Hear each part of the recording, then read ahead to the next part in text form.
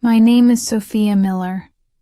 I'm 29 years old, and for most of my life I believed that good people, real love, and happy endings actually existed. If you looked at my life from the outside a year ago, you'd have seen a picture that looked perfect. A husband who adored me, a cozy little house on Maple Lane, a golden retriever who followed me everywhere, and a sister-in-law who was like the kid sister I never had.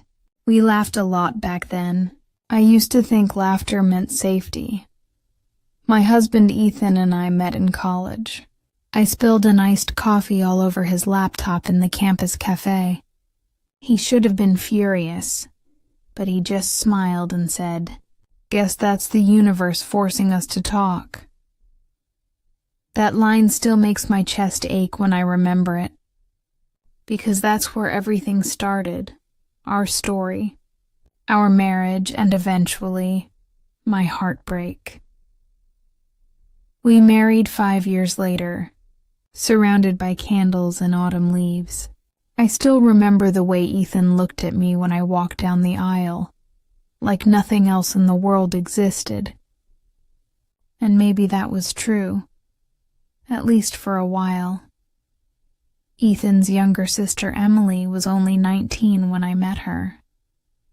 She was wild and impulsive, with bright hazel eyes and a laugh that filled every room. She'd lost both parents young, and Ethan was her protector. When we married, she told me, "I finally have a sister." She meant it, and I believed her. She spent weekends with us, stole my sweaters, baked cookies at midnight, and sometimes fell asleep on our couch watching Netflix. She called me sis. I loved her. Back then, I didn't know love could turn into poison.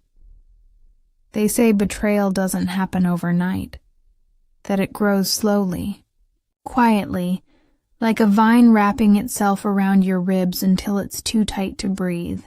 That's exactly how it began for me. It started small. Tiny things I brushed aside because love makes you blind, and marriage makes you hopeful. Ethan had always been the kind of man who texted me throughout the day. "How's work? Miss you already. What's for dinner?" But one day, the messages stopped. And when I asked, he said, "I'm just busier now, Soph. You know how the firm's expanding." I nodded. Of course I understood. Hard work was part of what I loved about him. But then came the late nights. At first it was once or twice a week, then 4 times, then almost every night. He'd come home smelling faintly of alcohol and something else, something soft and floral that wasn't my perfume. One evening, I reached out to hug him, and he flinched slightly before recovering. It was small, barely noticeable, but it cut through me like glass. "Rough day?" I asked gently. He smiled, that easy, disarming smile I fell in love with. "Just tired, sweetheart." "Don't worry." So I didn't. I pushed away the unease, convincing myself that all couples go through distant phases. Then came Emily. She started visiting more often. "To keep you company while Ethan's at work," she said. We'd cook dinner together, talk about her job search, scroll through photos of clothes and hairstyles. But every time Ethan came home, her face would light up in a way I couldn't explain. She'd jump up, hug him longer than necessary, and he'd laugh in that deep, soft tone that used to be mine alone. It was innocent. At least that's what I told myself. Then one night, while she and I were watching a movie, she got a call. Her phone screen lit up with Ethan's name. I froze. She looked startled too, then quickly said, "He's just asking about Mom's old boxes in the garage." She answered, turning her back to me. Her voice was low, soft, with a nervous giggle that didn't sound like someone talking about storage boxes. When she hung up, she avoided my eyes. I smiled anyway. "Everything okay?" "Yeah," she said quickly. "Just family stuff." That night I lay awake staring at the ceiling. Something was changing, and I didn't know how to stop it. A week later, I found the first clue. Ethan had gone to take a shower, leaving his suit jacket draped on the chair. I reached in to grab his wallet so I could refill his Metro card. Instead, I found a crumpled receipt from the Willow Cafe, 2 cappuccinos, 1 slice of chocolate cake, date Wednesday, time 8:47 p.m. That was the same night he'd told me, "Working late, sweetheart. Don't wait up." I stared at the receipt for a long time, trying to convince myself it meant nothing. He could have gone with a client, a friend, anyone. But there was lipstick smudged faintly on the corner of the receipt. Rose pink, Emily's favorite shade. That weekend, I told myself I was overreacting. I invited Ethan and Emily to dinner, just the 3 of us like old times. I cooked his favorite meal, lasagna with extra cheese, lit candles, put on soft music. I was desperate to bring us back together, to pretend everything was normal. When Ethan arrived, Emily was already there, wearing a silk blouse and lipstick the same shade as the one on that receipt. During dinner, they kept exchanging glances, inside jokes, little smiles that made me feel like an outsider in my own marriage. I tried to laugh along, but my throat felt tight. My fork scraped against the plate louder than I intended. Ethan reached for Emily's glass of wine to refill it before mine. Just a small gesture, but it stung. After dessert, Emily stood to leave, saying, "Thanks, sis. That was amazing." She hugged me briefly, but when she turned to hug Ethan, she lingered, just a heartbeat too long. He didn't pull away. Later that night, I told him, "You and Emily seem close lately." He laughed softly. "She's family, Soph. You're imagining things." "Maybe," I whispered, but the way he looked away told me I wasn't. That's how betrayal starts. Not with a scream, but with silence. The kind that fills your home, your chest, your entire world. I remember the day everything shattered. It was a Thursday. Ordinary, quiet, cruelly normal. The sun was setting when Ethan came home late, again. He kissed me on the cheek, absent-mindedly, like it was a chore. His phone buzzed in his pocket. He glanced at it and smiled faintly. That smile, the same one that used to be mine, was now something secret. He went to the shower. He always took his phone with him, but that night he forgot it on the counter. Maybe the universe wanted me to know. Maybe it was tired of watching me live in a lie. The screen lit up, one new message from Emily. My heart started pounding. I told myself not to look. I told myself I trusted them. But then another message appeared. And another. I reached for the phone like it was a loaded weapon. The message read, I can't stop thinking about last night. The air left my lungs. Another followed. You looked so good today. I miss you. My vision blurred. I scrolled up with shaking fingers. There were dozens of messages, hidden beneath jokes and emojis. When can we see each other again? Don't tell her anything. You make me feel alive. Alive. That's what I thought I made him feel once. The walls around me seemed to close in.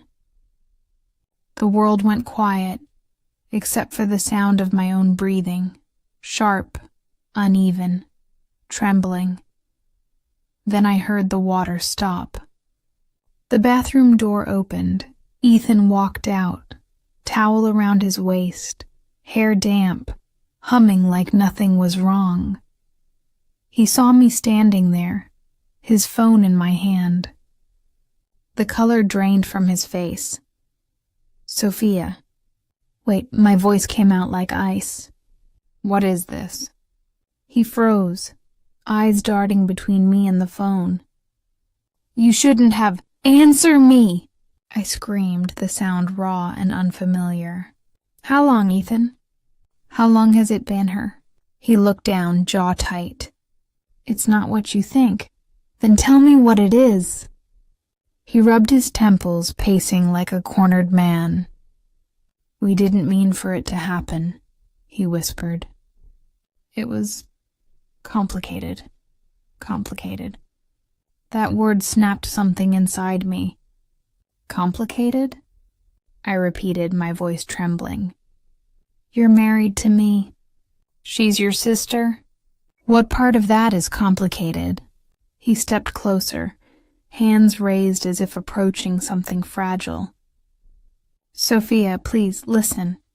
It just started after her breakup. She was lonely, I was drunk. Stop. I stepped back. Don't insult me with excuses. Just say it. Say you slept with her.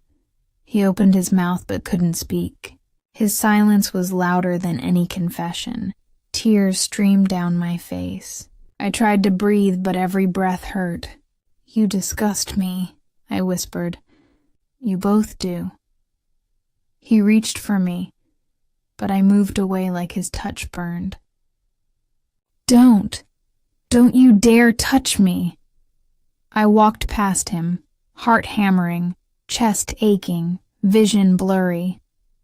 He called after me, Sophia, please, it was a mistake. I love you. I turned at the doorway, my voice breaking. No, Ethan, you loved yourself. That's all you ever loved. Then I left. That night I drove aimlessly through the city. Rain began to fall. Hard, relentless, blurring the streetlights into streaks of gold and red. I pulled over near the Willow Cafe, the same place from that receipt, and sat there for hours, watching the rain slide down the windshield. And through that rain-soaked glass, I finally saw the truth of my life. I had been fighting for a marriage that already belonged to someone else. When I got home, Ethan was gone. His clothes, his shoes, even his watch, missing, but his phone lay on the counter, unlocked. I opened it one last time. There was one unread message from Emily. Is she okay? Did she find out? I'm scared. Scared, I almost laughed. I was the one whose life had just collapsed. And she was scared. I dropped the phone on the counter and whispered to the empty room. You should be. That was the night I learned that betrayal doesn't end with the truth. It begins there. The knowing. The awful, undeniable knowing is what breaks you. I didn't sleep that night. The hours crawled by, heavy and silent. The kind of silence that screams inside your skull. I sat on the edge of the bed where Ethan used to sleep, staring at the empty space, wondering how something so warm could turn so cold. By morning, anger had replaced pain. The kind of anger that gives you strength you didn't know you had. I showered, dressed, and drove straight to Emily's apartment. My hands trembled on the steering wheel the entire way, but I didn't care. I needed to look her in the eye. I needed to hear her say it. When I arrived, the sky was gray and heavy, threatening rain. It fit the moment perfectly. I knocked once hard. It took her a minute to answer. When she did, she looked startled, hair messy, eyes puffy, wearing one of Ethan's t-shirts. The sight made my stomach twist. "Sophia," she whispered, her voice thin. "What are you doing here?" I stepped inside without asking. The smell of Ethan's cologne lingered in the air. That same soft musk that used to cling to our bed sheets. "Where is he?" I asked, my voice shaking but sharp. Her eyes widened. "He's not here." "Don't lie to me," I said, closing the door behind me. She swallowed hard. Her hands trembled as she wrung them together. I didn't mean for it to happen," she stammered. Stop." I took a step closer. "You did mean for it to happen? You made a choice. You looked at your brother's wife, and you decided my life didn't matter." Tears welled in her eyes. "I love him, Sophia. I didn't plan it, but I love him." The words hit me like a punch to the chest. "You love him?" I repeated slowly. "You love your brother?" She looked away, ashamed. "He said things weren't working between you two, that you'd grown apart." I felt my blood run cold. "So that makes it okay?" I whispered. She shook her head, sobbing. "No. I know it's wrong, but I can't stop how I feel." My throat burned.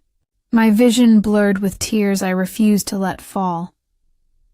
I took another step closer, my voice trembling. "Do you have any idea what you've done? You destroyed everything I built. My marriage, my trust, my home. You took it all because you couldn't control yourself." She covered her face, crying harder now. "I'm sorry, Sophia. I really am sorry." I laughed bitterly. "You don't get to be sorry. You don't get to cry. You did this." I could feel myself shaking. For a moment I wanted to scream, to throw something, to break the world around me the way they broke mine. But instead, I just stared at her, and I saw not the playful, loving girl who once called me sis, but a stranger. Selfish, hollow, weak. "You're not family anymore," I said quietly. "You're nothing to me." She reached out, her voice cracking. "Sophia, please," I stepped back. "If you ever see me again, don't speak to me. Don't even look at me. You made your choice. Now live with it." Then I turned and walked out before she could see me cry. Outside, the rain finally broke. It came down hard, soaking through my clothes as I stood by the car, trembling. For a long time I just let it fall. The cold rain mixed with my tears, washing away the mascara, the warmth, the illusion of who I used to be. When I finally looked up, I whispered into the storm, "You can take him, Emily, but you'll never take my peace again." I drove home through the rain, the wipers slashing back and forth in rhythm with my heartbeat. Ethan's car was gone. The house was empty. And for the first time, I realized what that truly meant. I wasn't just betrayed. I was alone. When I got home that night, everything felt wrong. The house was too quiet, too clean, too still. Ethan's coat was gone from the hook, his shoes missing from the entryway. The empty spaces where his things used to be felt louder than any fight we'd ever had. He hadn't even left a note. The man who once promised to never walk away without saying goodbye had disappeared. Like a coward, I sank to the floor, clutching one of his shirts that had fallen from the closet shelf. It still smelled like him, cedar and cologne. I pressed it to my face, and the sobs came, deep and uncontrollable. It wasn't just heartbreak. It was humiliation, confusion, grief, because betrayal isn't just losing love. It's realizing the person you trusted most is capable of destroying you. The next morning, I called Ethan's mother, Margaret. I didn't plan to. My fingers dialed her number before my mind could stop them. When she answered, her voice was warm and familiar. "Sophia, darling, how are you two?" The words sliced through me. For a moment I couldn't speak. Then my voice cracked. "Margaret, I think you should sit down." She went quiet. I could almost hear her heart drop through the phone. When I told her, when I said the words out loud, she gasped. "That's not possible," she whispered. "Ethan and Emily, no, they're siblings. You must be mistaken. I wished I was. God, I wished I was." But I wasn't. I told her about the messages, the cafe, the confession. There was a long silence on the line. Then softly, "My God, what have they done?" By the weekend, the entire family knew. Margaret came over in tears. Ethan's father refused to speak to either of them. He called me, his voice shaking, saying, "I raised my son better than this." But shame can't undo damage. Emily tried calling me 3 times, then 10, then 20. I didn't answer once. She left voicemails crying, saying she was sorry, that Ethan was staying with her, but it wasn't like that. I deleted every one of them. Days turned into weeks. I filed for divorce quietly, through my lawyer. Ethan didn't contest it. He signed the papers without a fight. It should have made me feel powerful, but it didn't. It just made everything real. Our marriage was over. 8 years of memories gone. I stopped wearing my wedding ring. I left it on the counter one night, next to a photo of us at the beach. The picture was one of my favorites, the kind that used to make my heart swell. Now, I couldn't even look at it without feeling sick, so I burned it. The photo, the ring, the old anniversary cards, all of it. I lit them in the fireplace and watched as the flames consumed them, the ashes curling up like ghosts of promises that no longer meant anything. As I watched, tears blurred my vision, but for the first time, I didn't cry out of weakness. I cried because I was done. When the divorce papers came back finalized, the lawyer asked if I wanted to change my last name. I hesitated. Miller had been my name for 5 years.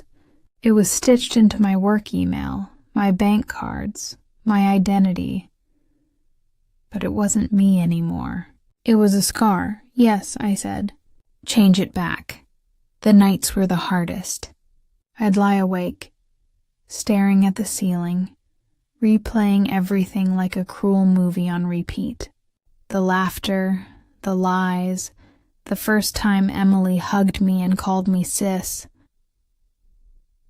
Sometimes in the dark, I'd whisper to myself, "How could you do this to me?"